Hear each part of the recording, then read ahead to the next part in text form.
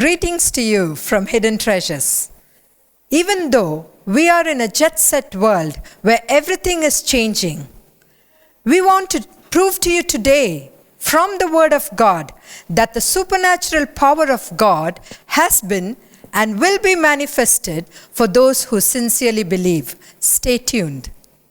I bring greetings to you in the precious name of Jesus Christ. இயேசு கிறிஸ்துவின் விலையேற பெற்ற நாமத்தில் உங்களுக்கு வாழ்த்துதலை கொண்டு வருகிறேன். Today we are going to be studying about and getting to know about the unchanging supernatural power of God. மாறாத தேவனுடைய இயற்கைக்கு அப்பாற்பட்ட மகத்துவமான வல்லமையை குறித்து இன்றைக்கு நாம் நன்றாய் கவனித்தறிய போகிறோம். Our lives can change if we can understand the greatness of the God whom we serve.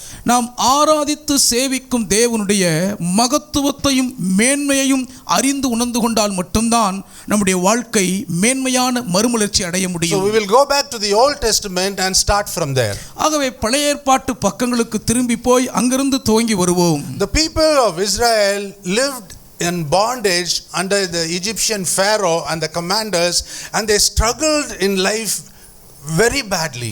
எகிப்திய பார்வோன் அவனுடைய ஆலோட்டிகளின் கீழே இஸ்ரவேல் புத்திரர் அடிமைகளாய் மிகுந்த சொல்லொன்னா வேதனையிலே தங்கள் வாழ்க்கையிலே பரிதபித்துக் கொண்டிருந்தார்கள். They were given a lot of work, but none of them really flourished. அளவுக்கு அதிகமான வேலை வாங்கப்பட்டாலும் அவ்வளவு உழைத்தும் ஒருவரும் வாழ்வில் தழைத்து செழிக்கவில்லை. When they went up to the Pharaoh and said, "We are working so hard, why don't you lessen the burden of work in our lives?" இவ்வளவு கடினமாய் உழைக்கிறோமே, எங்கள் வாழ்க்கை மீது இருக்கும் இந்த வேலையின் பார சுமையை கொஞ்சம் குறைக்க கூடாதா என்று பார்வோனிடத்திலே போய் அவர்கள் முறையிட்ட போது, and the Egyptian Pharaoh and the commanders only got more angry. எகிப்திய பார்வோனும் ஆலோட்டிகளுக்கும் இஸ்ரவேலர் மேல் அதிக கோபம்தான் வந்தது. Instead of decreasing their work, they said, "We are not going to give you straw to make bricks, whereas you yourselves go and collect the straw and then you make bricks." பாரமான வேலைப்பளுவை குறைப்பதற்கு பதிலாக இப்பொழுது சொல்கிறார்கள், நீங்கள் செங்கல் இருப்பதற்கு நாங்கள் உங்களுக்கு வைக்கோலும் கொடுக்க மாட்டோம், நீங்களாக போய் வைக்கோலையும் தேடி எடுத்து செங்கல் இருக்க வேண்டும் என்று வேலைப்பளுவை அதிகரித்து விட்டார்கள். So we see very clearly that the God of Abraham, the God of Isaac and the God of Jacob was not really in work in their lives. ஆபிரகாமின் தேவனும் ஈசாக்கின் தேவனும் யாக்கோபின் தேவனுமானவர் எழுத்தின்படி உண்மையில் இஸ்ரவேல் புத்திரருடைய வாழ்க்கையிலே கிரியை செய்யவில்லை என்பதை வெளிப்படையாய் தெளிவாய் பார்க்கிறோம். He wanted to make a new nation through Abraham. ஆபிரகாமின் மூலம் முற்றிலும் மாறுபட்ட ஒரு புதிய தேச சந்ததியையே தேவன் எழுப்ப விரும்பினார். And through the life of Jacob and through the 12 sons that he had, the nation of Israel was started. யாக்கோபினுடைய வாழ்க்கையில் அவருக்கு பிறந்த 12 குமாரர்கள் மூலமாக ஒரு மிகப்பெரிய இஸ்ரவேல் தேசம் என்கிற சந்ததியே ஆரம்பமாயிற்று. He sent a man all the way from Israel to Egypt to prepare their future. அவர்களுடைய எதிர்காலத்தை ஆயத்தம் பண்ண வேண்டும் என்பதற்காகவே இஸ்ரவேலிலிருந்து எகிப்து வரைக்கும் ஒரு மனிதனை அனுப்பினார். And that was Joseph, who went there in advance to prepare for future for the Hebrews who were coming there when there was a famine in that land. அந்த தேசம் முழுவதும் கொடிய பஞ்சம் தாண்டவம் ஆடும் பொழுது அங்கே பிழைப்புக்காக வரப்போகிற எபிரேயர்களை ஆதரித்து வளமாய் வாழ வைக்க வேண்டும் என்பதற்காகவே யோசேப்பு என்னும் புருஷனை இஸ்ரவேலிலிருந்து முன்கூட்டியே எகிப்துக்கு அனுப்பி ஆயத்த பணிகளை மேற்கொள்கிறார். So the nation of Israel started with 70 people. ஆகவே இஸ்ரவேல் தேச சந்ததி 70 பேரை கொண்டுதான் ஆரம்பமானது. And when the people of Israel left Egypt, they were around 3 million.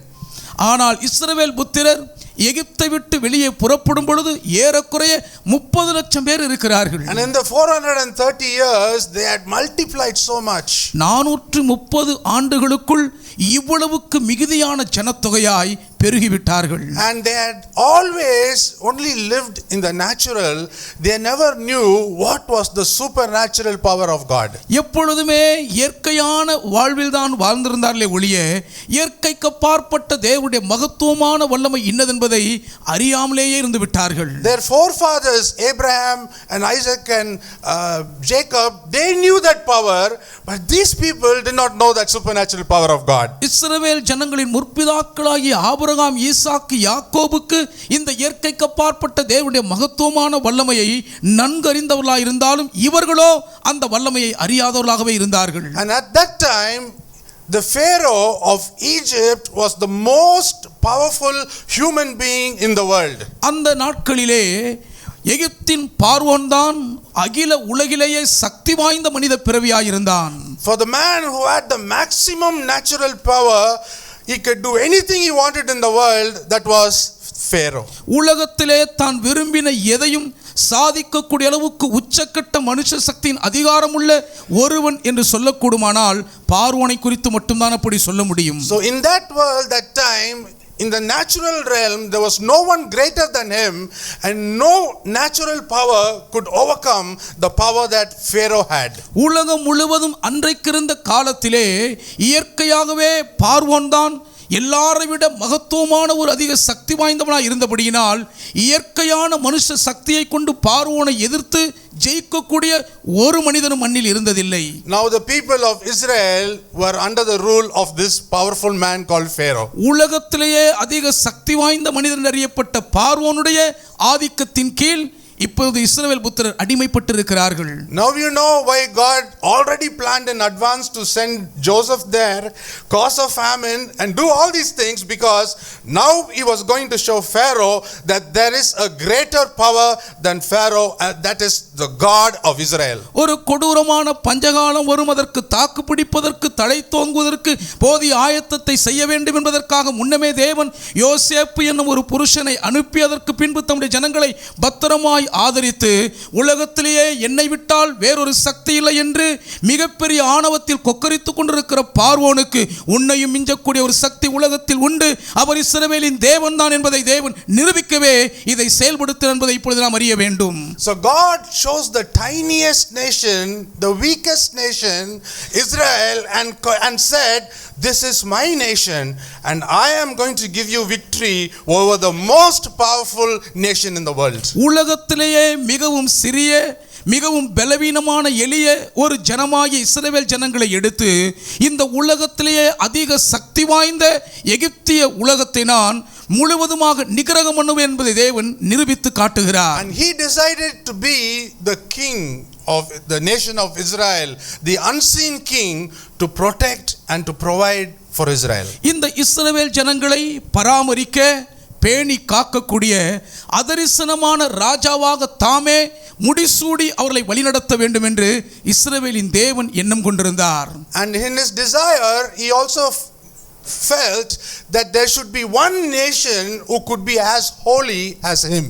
அவருடைய விருப்ப வாஞ்சைக்குள்ளே தம்மை போலவே பரிசுத்தமாய் இருக்கக்கூடிய ஒரு ஜாதி ஜனம் இருக்க வேண்டும் என்று அவர் எதிர்பார்த்தார். So God decided to exhibit his supernatural power through this country of Israel to overcome the Egyptians as well as the whole world to know how powerful our God is. நம்முடைய தேவன் எவ்வளவு சக்தி வாய்ந்த வல்லவர் என்பதை ஒட்டுமொத்த உலக ஜனங்களும் அறிந்து கொள்ள வேண்டும் என்பதற்காகவே தேவன் இந்த எகிப்தியர்களை இஸ்ரவேல் ஜனங்கள் என்னும் சிறிய தேசத்தின் மூலமாக வீழ்த்துவதற்கான வழிகளை கையாளத் தொடங்கினார். So when Joseph and his brothers, when they traveled all the way from Israel to Egypt asking for grain, it took them only 11 days. இஸ்ரவேலில் இருந்து யோசேப்பின் சகோதரர்கள் தானியம் கொள்ளும்படி எகிப்துக்கு பயணப்பட்டு வந்த பொழுது 11 நாட்கள் தான் அந்த பயண காலம் எடுத்துக்கொண்டது. Now God wanted to show his power to the whole world, so he did not want to take the natural route which all men take. பொதுவாக எல்லா மனிதர்களும் பயணிக்கக்கூடிய அந்த பொதுவான சாலையிலே தேவன் இப்பொழுது பயணிக்க விரும்பவில்லை. ஏனென்றால் தம்முடைய மகத்துவமான வல்லமையை அகில உலகமும் அறிந்து கொள்ள செய்ய வேண்டும் என்பதில் தேவன் கவனமாயிருந்தார். And that is why instead of taking the normal land route, God brought the people of Israel to the Red Sea.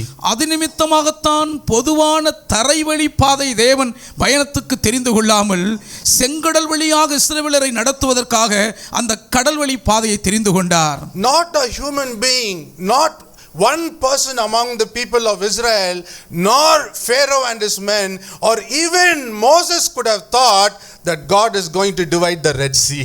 இஸ்ரவேலருக்குள்ளே இருந்த ஒருவராயிலும் ஏன் எகிப்தின் பார்வோனும் ஏன் மோசேயும் கூட தேவன் செங்கடலை இப்படி இரண்டாக பிரிந்தவர்களை வழிநடத்துவார் என்று நினைத்து பார்த்ததே இல்லை.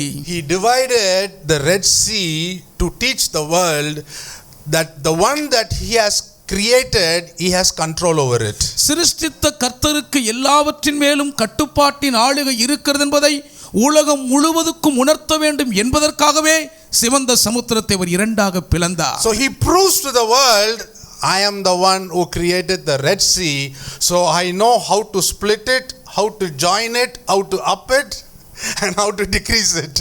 செங்கடலை உருவாக்கியவரே நான் தான். அதை எப்படி இரண்டாக பிரிக்க வேண்டும், அதன் நீர்வரத்தை அதிகரிக்க செய்வது எப்படி, அதை குறைந்து போக செய்வது எப்படியெல்லாம் எனக்கு தெரியும்பதை உலகத்துக்கு உணர்த்துவதற்காகவே தேவன் அந்த வழியை கையாண்டார். Just like a watchmaker who knows about every part that is in the watch, anytime he can split it open and anytime he can put it back together. ஒரு கை கடிகாரத்தை தயாரிப்பவர் எப்படி அதை எந்த நேரத்திலும் பிரித்து அக்குவேர் ஆணிவராக கழற்றி பழுது நீக்கி அதை பூரணமாய் இயக்க வைக்க முடியுமோ அதைப்போல் படைத்தவருக்கு எல்லாம் தெரியும் என்பதை உணர்த்துவதற்காக செயல்படுகிறார். So he tries to prove to the whole world, look, this is the Red Sea that I created. I know how to split it, I know how to put it back. ஆகவே தான் ஒட்டுமொத்த உலக ஜனங்களையும் அழைத்து பாருங்கள், இந்த செங்கடலை உருவாக்கியவர் நான் தான். ஆகவே இதை எப்படி இரண்டாக பிளக்க வேண்டும், எப்படி மீண்டும் ஒன்றாக சேர்க்க வேண்டும் என்று எனக்கு தெரியும் என்பதை நிரூபிப்பதற்காக அதை பிரத்யட்சமாக செய்து காட்டினார். Do you know that is the God that we all serve today and his name is Jesus Christ. அந்த மகத்துவமான தேவனை தான் இன்றைக்கு நாம் அனைவரும் ஆராதிக்கிறோம் என்றும் அவருடைய திருநாமம் இயேசு கிறிஸ்து என்றும் இன்றைக்கு நீங்கள் அறிவீர்களா? So when Jesus Christ came into the world and the Sea of Galilee was roaring, all he had to say was, peace be still, because he was the one who created the sea and the sea was still. எல்லாவற்றையும் படைத்த இந்த இயேசு கிறிஸ்துவார் இந்த உலகத்தில் வளர்ந்த நாட்களிலே அன்றைக்கு கலிலேயா சீறி மும்முரமாய் கொக்கரித்து முழங்கிக் கொண்டது நேரத்திலே உன்னை படைத்தவர் நான் என்பதுதான் என்பதை உணர்த்தும்படியாக இறையாத என்று கட்டளையிட அனைத்தும் அடங்கி அமைதியானதை அனைவரும் பார்த்து ஆச்சரியப்படுகிறார்கள். The people in that generation were getting to know the supernatural power of God after having suffered in Egypt. எகிப்து தேசத்தில் கொடூரமான அடிமைத்தனத்திலே வேதனையில் தவித்த பின்புதான் இயற்கைக்கு அப்பாற்பட்ட தேவனுடைய வல்லமை என்னதென்பதை அந்த மக்கள் அறிந்து உணர ஆரம்பிக்கிறார்கள். So he then takes them to the wilderness. இப்பொழுது அவர்களை வனாந்தர பாதைக்குள் கொண்டு போகிறார். When you go to those places, you will not see any vegetation. இன்றைக்கும் நீங்கள் அந்த பகுதிக்கு போனால் அங்கே எந்த ஒரு காய்கறிகளையும் பார்க்கவே முடியாது. There is no food to eat in the wilderness. வனாந்தரத்திலே சாப்பிடுவதற்கு உணவு என்பதற்கு கிடைப்பதற்கு அங்கே வழியே கிடையாது. There is no water to drink in the wilderness. வனாந்தரத்தில் குடிக்க தண்ணீரும் கிடையாது. So no man will take that route. ஆகவே நல்ல எந்த ஒரு மனிதனும் அந்த வழியில் யாரையும் நடத்த மாட்டார்கள். Now God brought them to that place. ஆனால் நம் தேவனோ அப்படிப்பட்ட காய்ந்து போன இடத்திற்கு தான் அவர்களை கொண்டு வந்தார். What you are thinking, if there is no food on earth, you are all going to die, I will send you food from heaven. என்னப்பா சாப்பாடு இல்லாவிட்டால் மாண்டு மரித்து விடுவோம் நினைக்கிறீர்களா? கவலைப்படாதீர்கள், வானத்திலிருந்து நான் உங்களுக்கு உணவை கொடுப்பேன் என்று தேவன் தம் வல்லமையை நிரூபிக்கிறார். And there was probably a few rocks in that place and God said, out of this rock I can supply water to you. To how many people? To 30 lakh people. அந்த வனாந்தரத்தில் ஒரு சில கண்மலை குன்றுகள் இருந்திருக்க வேண்டும். தண்ணீர் இல்லாமல் பரிதவிக்கிற மக்களை தேவன் பார்த்து இந்த கண்மலையிலிருந்து நான் உங்களுக்கு தண்ணீரை குடிக்கும்படி புறப்பட பண்ணுவேன் என்று சொல்லுகிறார். எத்தனை பேருக்கு? 30 லட்சம் பேர் தாகத்தை தீர்க்க. And at one place when they found that the water was so bitter, all the people are complaining, we cannot drink it. God says, I know how to make it sweet because I was the one who made that water. தாகத்தோடு தவித்து வந்த இடத்திலே தண்ணீரை பார்க்கிறார்கள், ஆனால் வாயில் வைக்க முடியாத அளவுக்கு கசப்பு மாறா என்று அந்த இடத்திலே அவர்கள் தாகம் குடிக்க முடியவில்லை என்று கசப்பில் வேதனைப்படும் பொழுது, அப்படியா கசப்பாய் இருக்கிற தாகத்தை எப்படி குடிக்கும் மதுரமாய் நீராய் மாற்ற வேண்டும் என்று எனக்கு தெரியும் என்று தேவன் களமிறங்கினார். And the clothes that those people were as old as 40 years. பாருங்கள், 40 ஆண்டுகள் அவர்கள் அங்கே வனாந்தரத்தில் உடுத்திருந்த வஸ்திரங்கள் பழையதாய் போகவில்லை. Where would they go to buy new dresses? அந்த இடத்திலே எந்த துணிக்கடை இருக்கு வாங்க போக?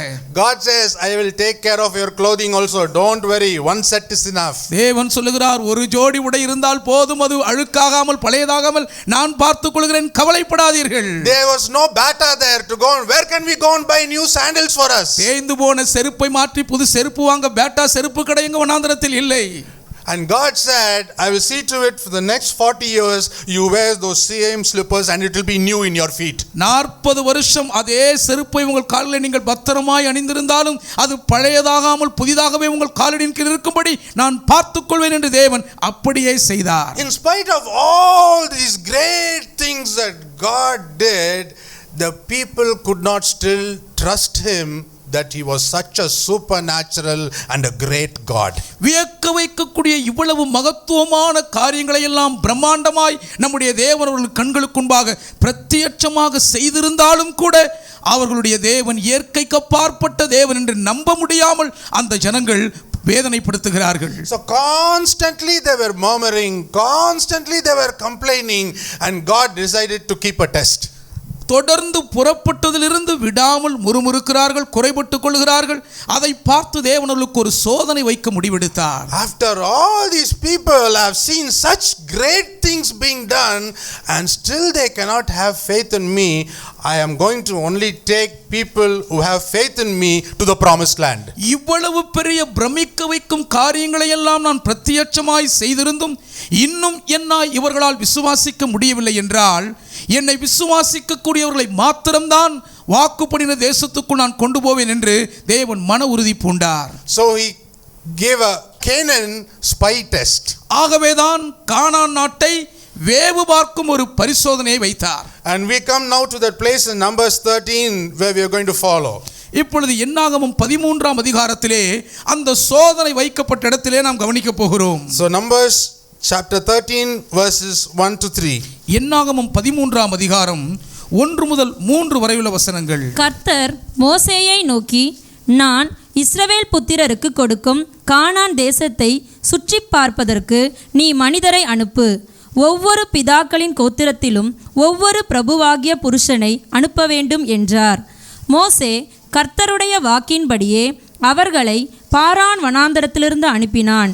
அந்த மனிதர்கள் யாவரும் இஸ்ரவேல் புத்திரரின் தலைவர்கள். God took 12 leaders from the 12 tribes to do a sample test how much faith they had.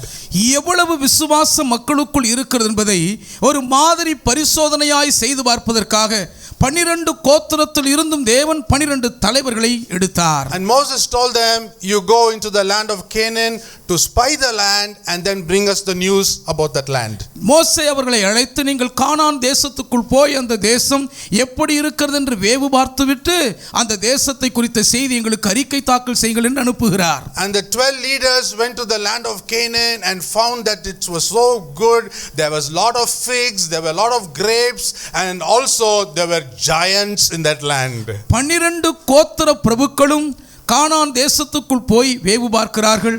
அவர்கள் கண்களே நம்ப முடியாத அளவுக்கு அந்த தேசத்தின் வளப்பையும் வனப்பையும் அத்திமரங்கள் திராட்சை குலைகள் எல்லாவற்றையும் பார்த்த கண்கள் அந்த தேசத்திலிருந்த ராட்சத பிறவிகளையும் விட்டு வைக்காமல் பார்த்து வந்தன. So they knew that the land was bountiful, there was a lot of milk and honey, it was really good. But at the same time they saw tall giants living in that land. சொல்லப்பட்ட பிரகாரமாகவே கானான் தேசம் பாலும் தேனும் ஓடுகிற செழிப்பான தேசம்தான். ஆனால் அதே நேரத்தில் அந்த தேசத்தில் ராட்சத பிறவிகள் குடியிருக்கிறார்கள் என்பதையும் அறிந்து வந்து சொல்லுகிறார்கள். And now the 12 people return and now they begin to share with others their experience. 12 வேவுகாரர்களும் திரும்பி வந்து தங்கள் அனுபவங்களை மற்ற இஸ்ரவேல் ஜனங்களோடு பகிர்ந்து கொள்கிறார்கள். So the 10 people among the 12 said, the land is good, everything is good there, but you know one thing, there are giants whom we cannot conquer. In front of them we are like grasshoppers. போய் வந்த 12 பேரிலே 10 பேர் சொல்லுகிறார்கள், அந்த தேசம் உண்மையாகவே நல்ல தேசம், வளமான தேசம், மிகவும் ஆசீர்வாதமான தேசம். ஆனால் உங்களுக்கு ஒன்று தெரியுமா, அந்த தேசத்தில் ராட்சத பிறவிகள் குடியிருக்கிறார்கள். நாம் அவர்களை ஜெயிக்கவே முடியாது. அவர்கள் பார்வைக்கு நாங்களே வெட்டுக்கிளிகளை போல் இருந்தோம் என்கிறார். So they are saying, oh, these giants are so big, we are nothing in front of them. And they forgot how great their God was and is. தங்கள் தேவன் எவ்வளவு பெரியவர், மகத்துவமானவர் என்பதை மறந்து போனவர்களாய், அவர்கள் எவ்வளவு பயங்கரமானவர்கள் தெரியுமா, அந்த ராட்சதர்களை நம்மால் வெல்லவே முடியாதென்று மிகவும் பரிதவிக்கிறார்கள். Only 2 people among all the people who left Egypt had grown in their faith in God. எகிப்தை விட்டு புறப்பட்டு வந்த எல்லா ஜனங்களுக்குள்ளும் 2 பேர் மாத்திரம்தான் தங்கள் தேவன் மேல் இருக்கும் விசுவாசத்திலே வளர்ந்து பெருகினவர்கள். Only Caleb and Joshua saw with a different pair of eyes apart from the natural eyes. இயற்கையான கண்களை தவிர்த்து வித்தியாசமான கண்ணோட்டத்திலே காலேபும் யோசுவாவும் மாத்திரம்தான் பார்க்கிறார்கள். So when they looked at the giants, they said, who are these giants in front of our God? அந்த ராட்சதர்களை இவர்கள் பார்த்த பொழுது, நம்முடைய தேவனுக்கு முன்பாக இந்த ராட்சதர்கள் எம்மாத்திரம் என்றுதான் எள்ளி நகையாடினார்கள். They are saying, God has done such great things in our lives. Do you think He will not help us to conquer these small giants when compared to the Red Sea, when compared to all the other things that we saw? நம்முடைய வாழ்க்கையில் தேவன் செய்த எவ்வளவோ பிரம்மாண்டமான மகத்துவமான காரியங்களை ஒப்பிடு பார்க்கும் பொழுது, அந்த செங்கடலை 2ஆய் பிளந்தது, எவ்வளவோ காரியங்களை செய்ததோடு ஒப்பிடும் பொழுது, இந்த ராட்சதர்கள் தேவனுக்கு கால் தூசுக்கு சமம் அல்லவா என்று பேசுகிறார்கள். For us to inherit the blessings of God, we will not inherit if we continue to look with our natural eyes using our natural mind. நாம் நமக்காக தேவன் நியமித்து வைத்திருக்கும் பெரிய ஆசீர்வாத பங்குகளை எல்லாம் சுதந்திரிக்க வேண்டுமானால், இந்த மாம்சீக கண்ணோட்டத்திலே இயற்கையான மனதில் நாம் எண்ணிக்கொண்டிருக்கிற வரையில் ஒரு நாளும் அவைகளை சுதந்திரிக்கவே முடியாது. Every time we are only looking into the situation that we are going through, we are only thinking about the problems that we are going through, but we always forget the greatness of God. எப்பொழுதுமே நம்முடைய வாழ்க்கையின் சூழ்நிலைகள், சந்தர்ப்பங்கள், நம்முடைய தடுமாற வைக்கும் போராட்டங்கள் மட்டும்தான் நம்முடைய மனதிலே பெரிதாய் எழும்பியிருக்கும் பட்சத்தில் நம்மை நடத்தி கொண்டிருக்கிற மகத்துவமான தேவனுடைய மேன்மையை மறந்து போய் விடுகிறோம். So we'll see what the people are all thinking now. After the 10 people spoke so negatively, we will see Numbers 14 verses 1 to 4 how all the people reacted at the news that came from Canaan. போய் வந்த 12 10 பேர் கொடுத்த எதிர்மறையான செய்தியை கேட்ட ஒட்டுமொத்த ஜனங்களும் கானான் நாட்டு தகவலை குறித்து இப்பொழுது கேள்விப்பட்டவுடனே எப்படி நடந்து கொள்கிறார்கள் என்பதை 14ஆம் அதிகாரம் என்னாகமம் முதல் 4 வசனங்களிலே பார்ப்போம். அப்பொழுது சபையார் எல்லாரும் கூக்குரலிட்டு புலம்பினார்கள். ஜனங்கள் அன்று முழுதும் அழுது கொண்டிருந்தார்கள். இஸ்ரவேல் புத்திரர் எல்லாரும் மோசேக்கும் ஆரோனுக்கும் விரோதமாக முறுமுறுத்தார்கள். சபையார் எல்லாரும் அவர்களை நோக்கி, எகிப்து தேசத்திலே செத்து போனோமானால் நலமாயிருக்கும். இந்த வனாந்தரத்திலே நாங்கள் செத்தாலும் நலம். நாங்கள் பட்டயத்தால் மடியும்படிக்கு எங்கள் பெண்ஜாதிகளும் பிள்ளைகளும் கொள்ளையாகும்படிக்கும் கர்த்தர் எங்களை இந்த தேசத்துக்கு கொண்டு வந்தது என்ன? எகிப்துக்கு திரும்பி போகிறதே எங்களுக்கு உத்தமம் அல்லவா என்றார்கள். பின்பு அவர்கள், நாம் ஒரு தலைவனை ஏற்படுத்தி கொண்டு எகிப்துக்கு திரும்பி போவோம் வாருங்கள் என்று ஒருவரோடொருவர் சொல்லிக் கொண்டார்கள். Now they are saying, we cannot go to that land in Canaan.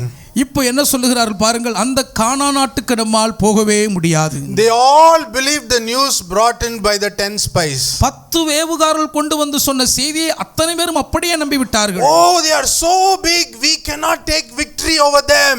நாம் போய் அவர்களை ஜெயிக்க முடியாத அளவுக்கு அவர்கள் மிகவும் பெரிய ராட்சத பிறவிகள். Now see, we cannot even return to Egypt. We are all going to get stuck in this wilderness. பாருங்கள், இப்பொழுது விட்டு வந்த எகிப்து தேசத்துக்கும் திரும்பி போக முடியாதபடி வனாந்தரத்துக்குள்ளே நன்றாய் மாட்டிக்கொண்டோம். So let us throw away Moses and let us try to find a new leader to take us back to Egypt. ஆகவே இந்த மோசேயை நாம் விட்டுவிட்டு வேறொரு புதிய தலைவனை தெரிந்தெடுத்து எகிப்துக்கு நம்மை வழி நடத்தி கொண்டு போகும்படி ஒப்பு கொடுப்போம் என்கிறார்கள். They had forgotten all the great things that God had done for them. அவர்களுக்காக தேவன் செய்த மகா மேன்மையான பெரிய பெரிய பிரம்மாண்டமான காரியங்களை எல்லாம் முழுவதும் மறந்து போய்விட்டார்கள். They had forgotten that God has supernatural power to overcome any natural power in this world. இந்த உலகத்தில் இருக்கிற எப்பேற்பட்ட இயற்கையான பெரும் சக்தியையும் எளிதில் மேற்கொண்டு ஜெயிக்கக்கூடிய அளவுக்கு நம்முடைய தேவன் இயற்கைக்கு அப்பாற்பட்ட வல்லமை உள்ளவர் என்பதை அவர்கள் மறந்து விட்டார்கள். And after having done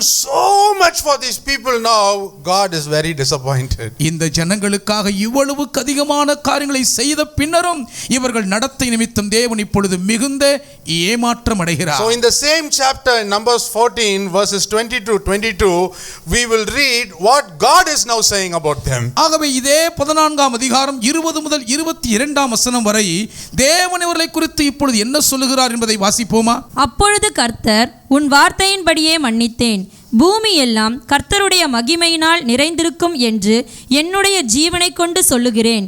என் மகிமையையும் நான் எகிப்திலும் வனாந்தரத்திலும் செய்த என் அடையாளங்களையும் கண்டிருந்தும் என் சத்தத்துக்கு செவி கொடாமல் இதனோடே 10 முறை என்னை பரீட்சை பார்த்த மனிதரில் ஒருவரும் அவர்கள் பிதாக்களுக்கு நான் ஆணையிட்டு கொடுத்த தேசத்தை காண மாட்டார்கள். எனக்கு கோபம் உண்டாக்கினவர்களில் ஒருவரும் அதை காண மாட்டார்கள். Now you see the reaction of God. தேவனுடைய பிரதிபலிப்பை பார்க்கிறீர்களா? All those people who did not have trust in me, after doing so many great things in life, I will see to it that not one of them will enter the promised land. இவர்கள் வாழ்க்கையில் நான் இவ்வளவு பெரிய பிரம்மாண்டமான காரியங்களை எல்லாம் செய்த பின்னரும் என்மேல் நம்பிக்கை வைக்காத இவர்களில் ஒருவரும் கானா நாட்டுக்குள் போகாதபடிக்கு நான் அவர்களை அழித்து விடுவேன் என்று தேவன் சொல்கிறார். Because all these peoples still had fear in their hearts. ஏன் இந்த ஜனங்கள் எல்லாரும் இன்னும் தங்கள் இருதயத்திலே பயந்து கொண்டிருக்கிறார்கள். They were looking at the natural situation only with their natural mind and their natural eyes. இயற்கையாகவே அவர்களை எதிர்க்கக்கூடிய சூழ்நிலைகளை தங்கள் இயற்கையான கண்களை கொண்டும் இயற்கையான மனதின் அடிப்படையிலும் தான் அவர்கள் எதிர்கொள்ளுகிறார்கள். They never learned to look at a natural situation with the spiritual eyes of God. உண்மையாகவே இருக்கக்கூடிய இயற்கையான ஒரு சந்தர்ப்ப சூழ்நிலையை தேவனுடைய ஆவிக்குரிய பார்வையோடு அணுக தவறிவிட்டார்கள். Within those 38 years, every person who saw the great wonders and the glory of God made sure that they all died. ஆகவே இது நடந்த அடுத்த 38 ஆண்டுகளுக்குள்ளாக தேவனுடைய பிரம்மாண்டமான மகத்துவமான அற்புத அடையாளங்களை கண்ட அத்தனை பேரும் வனாந்தரத்திலே மாண்டழிந்தார்கள். Only the 2 people who had faith, which is a supernatural quality, wherein they knew that their supernatural God can do anything for them, they were the only 2 people who got to enter Canaan from the group that started. இயற்கைக்கு அப்பாற்பட்ட தேவனுடைய மகத்துவமான வல்லமையின் மேல் விசுவாசம் உடையவர்களாய் இருந்த அந்த இயற்கைக்கு அப்பாற்பட்ட தன்மையை பெற்றிருந்த இருவர் மட்டும்தான் எகிப்தை விட்டு புறப்பட்டவர்களுக்குள்ளே கானானை சுதந்தரிக்கும் பாக்கியம் பெற்றார்கள். From time immemorial, God has demonstrated his supernatural power in various forms to his people. But we need to only believe in this almighty power of God and let him work the miracles which is beyond our comprehension. Remember, we are in a changing world, but we worship an unchanging God, be it in the physical or in the supernatural. And that is the reason why the author of Hebrews states that Jesus is the same yesterday, today, and forever. God be with you.